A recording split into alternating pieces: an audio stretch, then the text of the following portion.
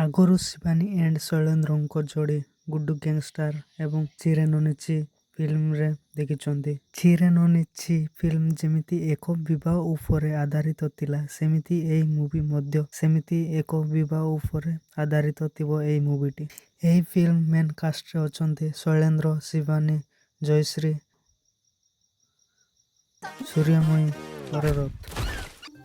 କାହାଣୀଟି ଏହି ଟିଜରରୁ ଜଣାପଡ଼ିଛି କି ଏଣ୍ଡ ଶୈଳେନ୍ଦ୍ରଙ୍କୁ ବିବାହର ଇଚ୍ଛା ନଥାଏ, ତଥାପି ଘରର ପରିସ୍ଥିତି ଯୋଗୁଁ ଦୁଇଜଣଙ୍କୁ ବିବାହ କରିବାକୁ ପଡ଼ିଥାଏ। ଆଉ ଏହି ଫିଲ୍ମରେ ଶିବାନୀଙ୍କୁ ଗୋଟିଏ ଗଭର୍ଣ୍ଣମେଣ୍ଟ ଟିଚର ଭାବରେ କାମ କରିବାର ଦେଖିବାକୁ ମିଳିବ। ସେହିପରି ସୂର୍ଯ୍ୟମୟୀ ମଧ୍ୟ ଅଙ୍ଗନବାଡ଼ି ଦିଦି କ୍ୟାରେକ୍ଟରରେ ଦେଖିବାକୁ ମିଳିବ। ଆଉ ଅରରତ ଏକ କମେଡିଆନ ଭାବରେ କାମ କରିବାର ଦେଖିବାକୁ ମିଳିବ ଏହି ମୁଭି ପରବର୍ତ୍ତୀ ମୁଭିରେ।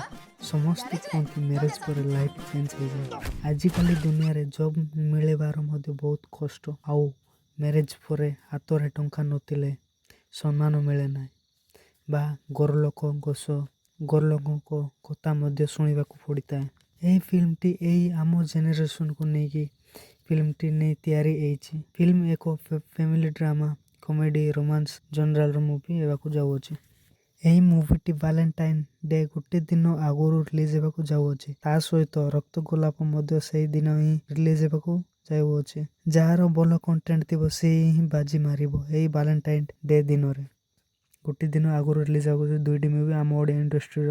ଆଉ ଏହି ବରବଧୂ ମୁଭିରେ ଏଥିରେ ଷ୍ଟୋରି ଆଣ୍ଡ ଡାଇଲଗ ଦେବା ସହ ଡାଇରେକ୍ଟ କରିଛନ୍ତି ବିଶ୍ୱ ରଞ୍ଜନ ଆଉ ପ୍ରଡ୍ୟୁସ କରିଛନ୍ତି ଚନ୍ଦ୍ରମଣି।